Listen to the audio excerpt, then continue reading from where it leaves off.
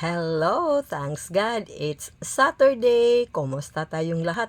Usapang pangkabuhayan muna tayo mga idol kasi ito ang pinaka-importante. Kailangan mayroon tayong guide tungkol sa ating pangkabuhayan. Matrabaho man yan or negosyo, kailangan tayong mag-focus o kailangan tayong may mga guide-guide din tayo tungkol sa ating pangkabuhayan kasi alam ba ninyo, may napapansin tayo na kung makikita ng ating mga relatives, mga friends na medyo sa tingin nila na mas okay ang ating pangkabuhayan nagbase sa ating pagpo-post sa ating Facebook.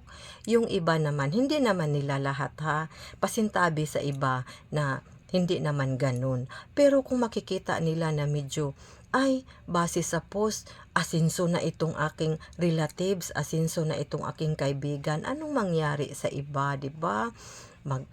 Agad magme-message yan. Ilang taon, ilang buwan, hindi yan magme-message, pero nangungumusta. So, syempre, masaya tayo kasi nangungumusta. Pwedeng tumawag, pwedeng mag-chat sa messenger o magparamdam, kumbaga.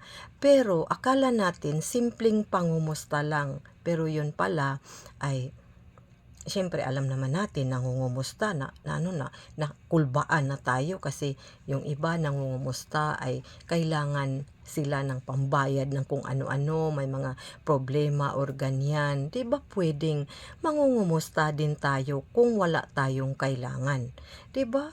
Oo, hindi naman masama na magbigay tayo, pero sana naman ah magsikap din. Hindi yung pulos na lang hingi, kinukumusta lang tayo kung mayroong kailangan. Pero hindi nangungumusta, uy, kumusta nga pala sa birthday mo? Kumusta ka na nga pala ngayon? Okay ka lang ba? O okay lang ba ang iyong health? Ganyan sana tayo. Hindi